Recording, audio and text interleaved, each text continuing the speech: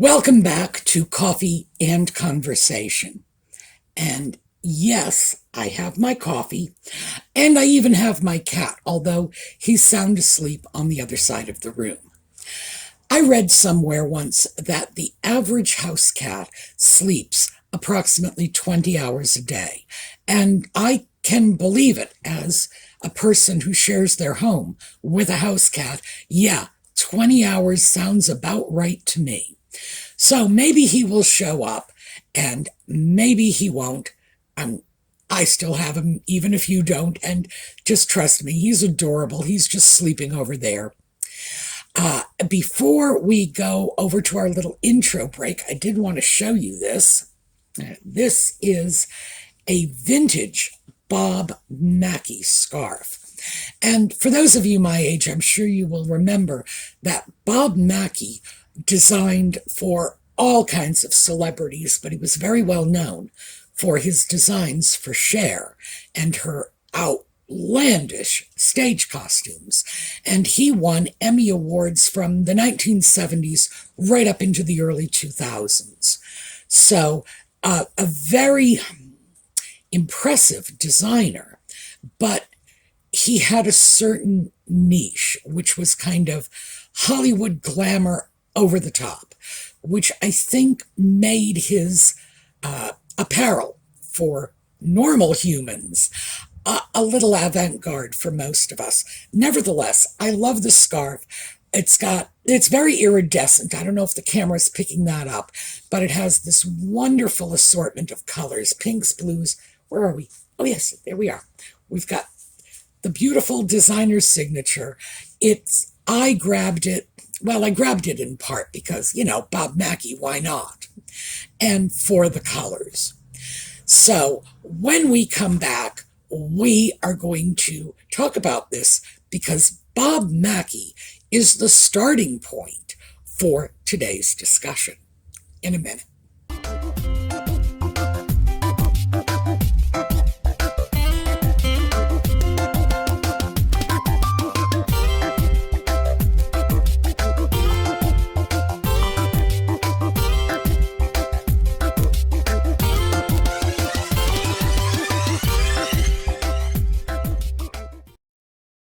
Okay, Bob Mackie. Let me pull up a copy of, this is the image I'm going to use as the thumbnail for this video. And it is Cher, we all know her, Pink, which a lot of people from my generation may not know about Pink. Pink is a popular singer, very sort of edgy rock. And Barbie. So what do all three of them have in common? They're all wearing Bob Mackie dresses. So we are going from Bob Mackie to Cher to Pink to Barbie. And Barbie is where we're going to take a quick stop off for a moment because I wanted to bring this little darling out and show you. This is one of my favorite Barbie dolls, mine. And this is a beautiful number 4 with a factory braid. And for those of you who are not Barbie collectors, let me just quickly explain that the people who assembled Barbie, rooted the hair, did the styling, would get bored sometimes. They were assembly line workers. But back in the late 1950s, they were less likely to be perceived as mere cogs in the machinery. They would style the doll's hair, and of course this is a number 4. She was supposed to have a straight up ponytail, but the workers would occasionally get bored with that and they would braid the ponytail, or they'd put it up, wrap it into a bun, and put straight pins in to keep it in place. These dolls, factory braid and factory bun dolls, are incredibly popular with collectors. And this one is a factory braid. The white thread holding the bottom of her braid together is something I put in there because the elastic band is not only disintegrating, it's kind of melted into her hair. I know. Weird, right? And because I restore dolls, you would think I would do something about that. Oh, no chance. Because that melted into the hair rubber band is the proof that she was a factory braid doll. And that is huge for collectors. They love melted rubber band in doll's hair. I swear it's the truth. Anyway, that melted rubber band is what makes her, well, one of the things that makes her very special. She is wearing an outfit called Let's Dance, and I believe this was 1960. It's part of the 900 series, the earliest of the Barbie fashions. And there's a necklace and a handbag that goes with it. I didn't bother sticking the little clutch into her little hand, which, believe me, when I was a child and had this outfit, I did all the time. But I just wanted you to see her as she would have looked when some little girl would have been playing with her back in 1960.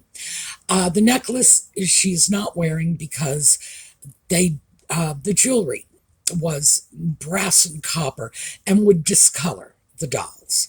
So I generally do not put original jewelry on dolls for any reason. I just don't do it. It'll just stay in a bag. And if I ever decide I'm going to sell the doll or the outfit, I will make sure the little piece of original jewelry goes with it, but the doll will not be wearing it. These earrings are plastic and not the original pearls, although I'm pretty sure I have the original pearls for this outfit. Even the shoes. These are repro shoes because the original shoes are very, very fragile now that they are 65 years old. So, I don't do that. These are just repro shoes. But this is what she would have looked like in 1960 when some little girl was playing with her. So, our connection is Bob Mackie, who designed some very over-the-top Barbies in the 1990s, to my Barbie, to a little girl I found on YouTube. And she actually sparked the thought process that led me to today's exploration of the greater world out there. She left a comment on one of my videos, and when I don't recognize someone who's commented, usually the first thing I do is click on their little icon to go back to see if they have a YouTube channel. If so, what are they posting about? What's their area of interest? Which will then lead me sometimes to an understanding of what it is that brought them to my channel.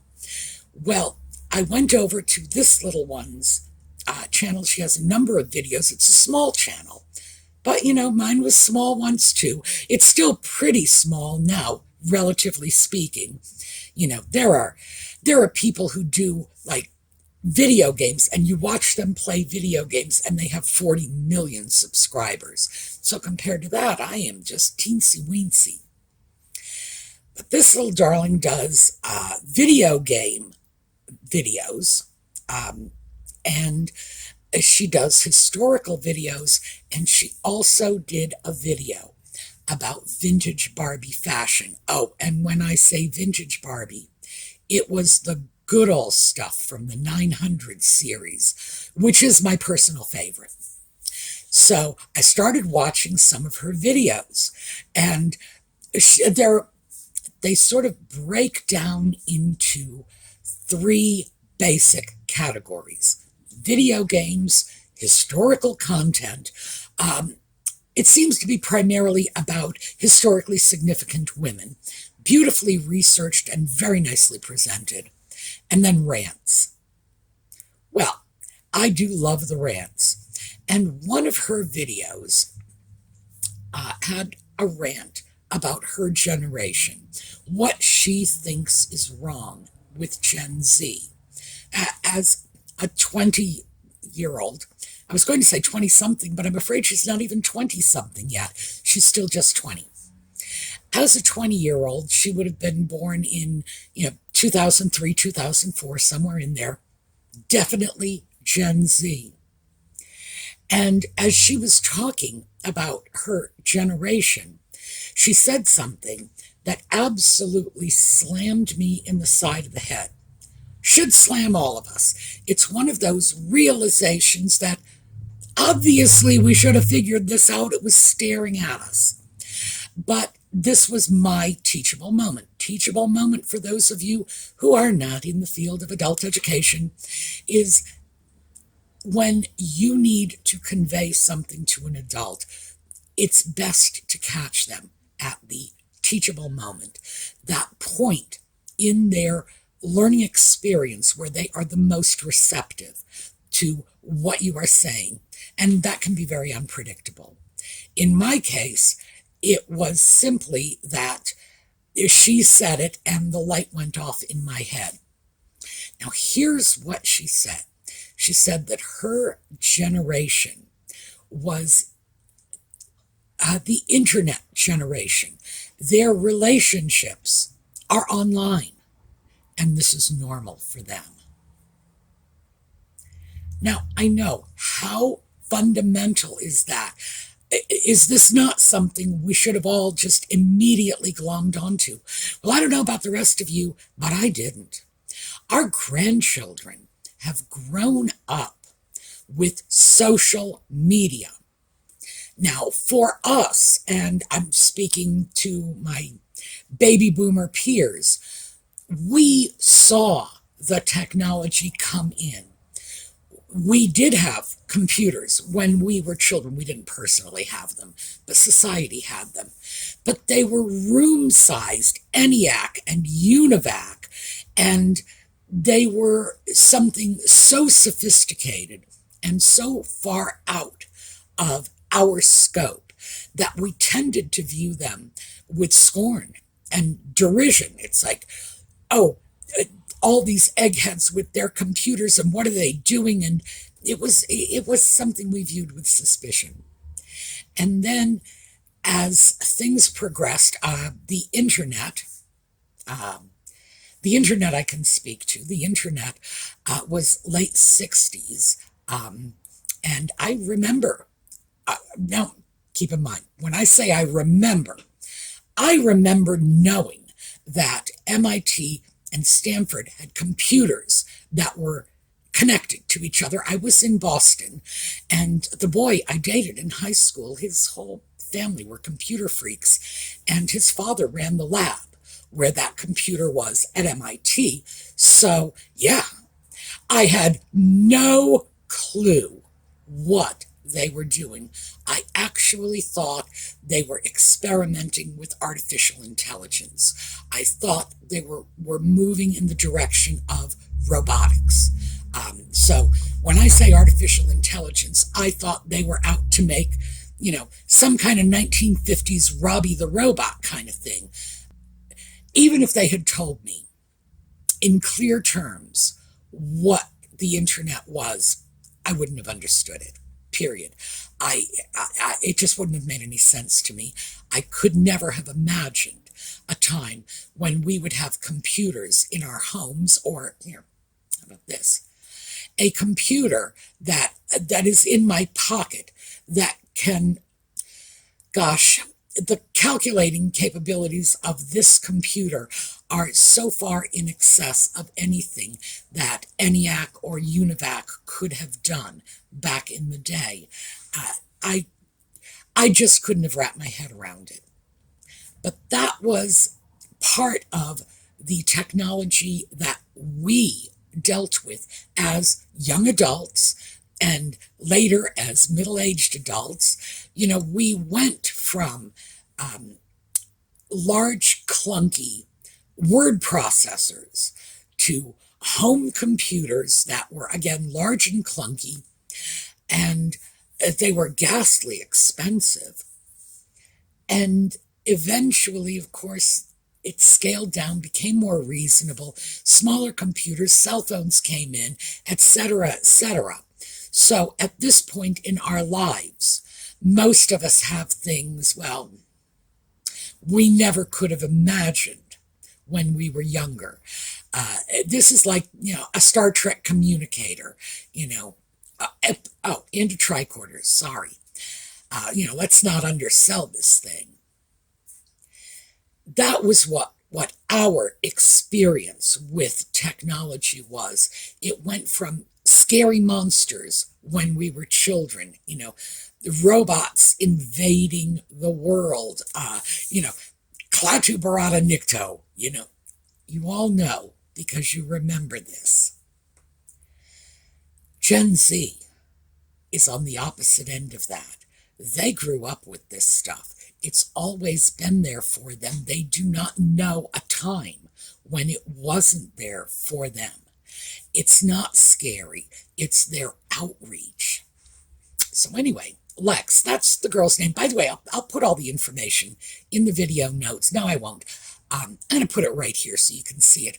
Her channel is called Sweet Histortea, and her name is Lex, and she uses these cute little graphics, in particular Sailor Moon, and that's a Japanese manga character, and that is sort of modern Japanese animation. I have to be very clear about this, because even though I'm sure this may well be lost on little Lex and her whole generation, to our generation, Japanese animation, which we shortened to Japanimation, was a sort of down and dirty, cheap copy of the kind of animation we were used to seeing from Disney. Considerably fewer frames, awkward movement, characters with giant eyes. Japanimation. It was not considered the high point of animation by any stretch of the imagination. Whereas now, these manga comics and animations are very high-end in the market. Well, anyway, so Lex, Sweet Histortea, Sailor Moon, what she had said was that her generation is growing up in a series of little mini echo chambers. Why? Because they have all of this social media available to them, and they always have had. They have grown up with it. They've had this from the cradle, where they can find groups of like-minded people, and they can do all of their socializing online with those people. Now, on the surface of it, gee, doesn't that sound great? Wouldn't it have been lovely if we could have all found that? Well, here's the problem. And this is the problem that Lex herself has identified. There's no conflict. There is no challenging of the ideas. There's no pushback. They are with people who think exactly the way they think. They have sought out these communities online intentionally. I want to go online and find people who like pink dogs and, red curtains. You're going to find a group like that. Like, seriously, you will.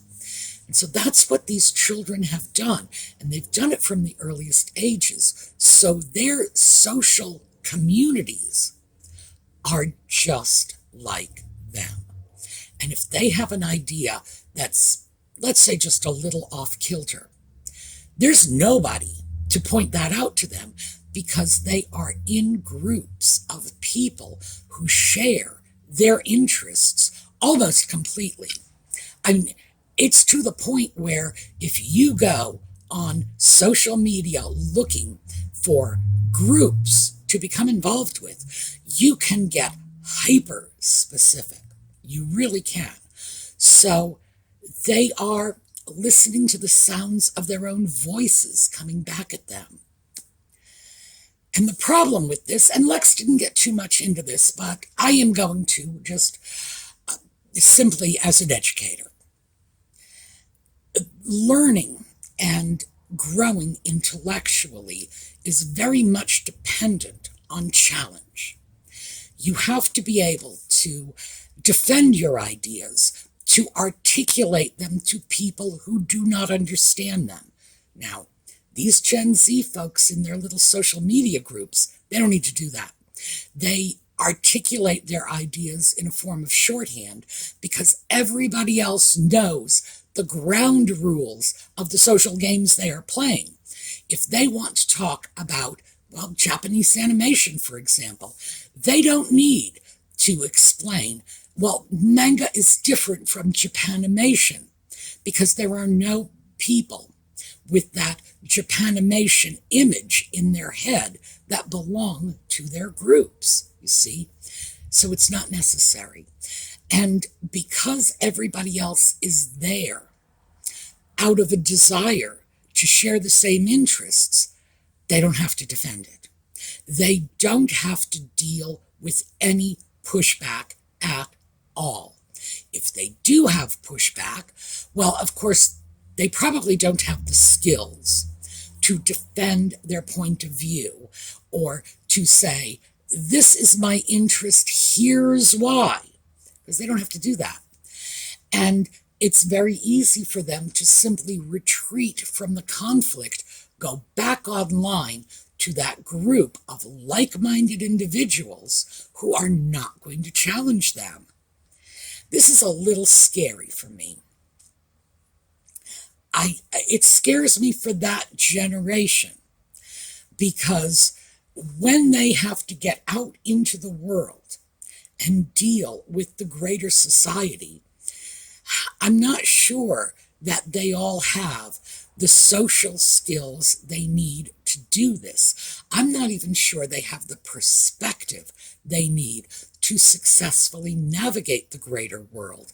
And when I say perspective, it's really a question of understanding, as most of us did when we left high school, back in the 60s or 70s, went out into the world, that understanding we all had that not everybody thought the way we thought. Not everybody shared our interests or our values, and not everybody was going to treat us as a friend. So we were prepared for that. And heaven knows our parents' generation, because remember, they got out of high school in the Second World War, they were much better prepared for conflict and emotionally processing conflict and greater philosophical, political, and social issues. Now, do keep in mind that to some extent they too were in an echo chamber, because they did not live in the small world we lived in. And let me explain that. We see the world as growing smaller because technology connected us to people all over the world. This video, I know where many of my viewers come from. This is a video that is probably going to be heard in Canada, in Great Britain, in New Zealand, in Australia, throughout the English-speaking world, and throughout other countries where perhaps English is only a footnote language. That's what we see when we saw the world contracting. We saw greater access to the entire planet. And I know when I was young, I was delighted when cable TV came in and I could get news programs. I was in New England, remember? I could get news programs from Canada, and in Montreal, a lot of the programming was coming in from France. So, wow, I could get European news just by turning on, one of the cable news channels. I could get news from Great Britain by turning on, the BBC News. A great benefit of the cable TV. Loved it. So we saw the world as getting smaller. But the problem is, for Gen Z, it has gotten a little too small. Instead of reaching out to that greater community that's out there, a lot of these young people are content to just stay in their tiny little worlds. And I get that. That is comfortable. That would be comfortable for me. As I said, if we could have done it, we would have done it. Absolutely. If we could have found nothing but, say, girls' high school hockey players, fantastic. We would have had a group of young women who wanted to talk to other women and discuss the idea of being the tallest girl in class, or being able to knock the boys into the recess yard. We might have wanted that support. I think we would have wanted that support. Would we have wanted it 24/7? I doubt it, because we didn't grow up with it. But Gen Z has. They have grown up with that sort of, well, as Lex described it, they've grown up in an echo chamber. And apparently the older they are getting, the more narrow their universes are becoming, the more time they are spending online with these online relationships. Okay, so there you have it. That's the whole thing. I see it as, I don't want to say destructive, but I see it as potentially retarding their progress, developing into adults in several ways. One is it's the lack of confrontation and conflict. And when I say lack of confrontation and conflict, I'm not talking about aggression. I'm just talking about the give and take, where we are forced to explain ourselves to the people around us. That helps us clarify our ideas, helps us decide who we are. Do we like the person we are explaining ourselves as? When we say, this is me, these are the things I like, and we think back on it later, are we happy with this? Is this who we want to be? We all went through that as adolescents and young adults as we attempted to define ourselves as adults. These children don't have to do that because, like I say, everybody already knows. Everybody's already perfectly clear about who they are because they're just like them.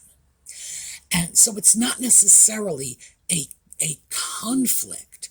When I say, confrontation, it's not necessarily aggression. It's not violence. It's just that push, that back and forth, that give and take, where somebody challenges your idea and you have to defend it.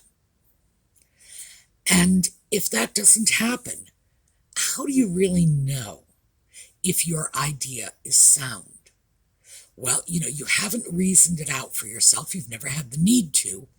And it becomes very easy to dismiss anybody who doesn't agree with you as wrong. It starts to become us versus them. Us is the little social groups that you've formed online, and them is everybody else. And that could include your family, your real world friends. It is everybody who doesn't share that particular core bit of interest that you are pursuing online. I don't think that's particularly good. I don't think that's necessarily going to, throw them all into the madhouses or get them all jumping off buildings or anything like that. I don't want to sound like a prophet of doom because I don't think that's going to happen.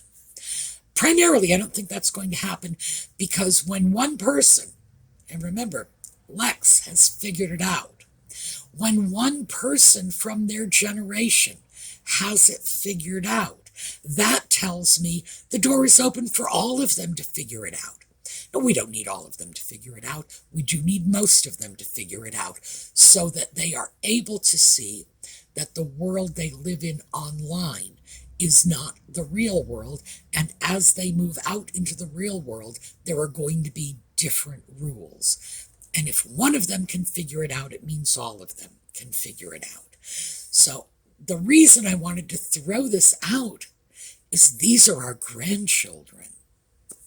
And the great thing is with your relationship with grandchildren and young people of your grandchildren's generation. The great thing is children, I have to be clear, these are adults. When you're 20, you really are an adult. No matter what I may think. Of course, at my age, I do think they're children. They're 50 years younger than I am.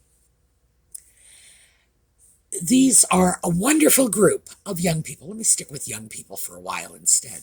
Wonderful group of young people. And young people tend to be more attracted to the values of 2 generations past rather than 1 generation past. So for us, we may find that our values are very alienating to our children, to that generation, to the millennials. I don't understand them at all. And our values are more attractive to Gen Z and the young people coming on in the 21st century. It'll be more understandable for them. Just as when we were younger, the greatest generation, the silent generation, we could look at them today and say, wow, they were fabulous. They walked the talk, and they truly did.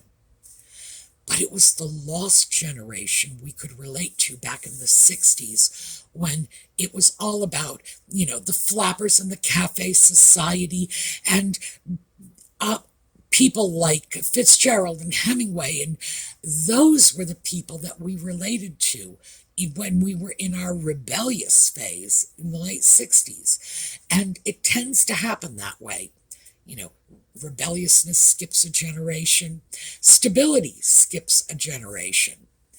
I think it behooves us to try as hard as we can, in as far as we are able, to understand what is going on for the young people who were born in the 21st century, who are becoming adults in the 21st century, and take a look at how very, very different their lives are.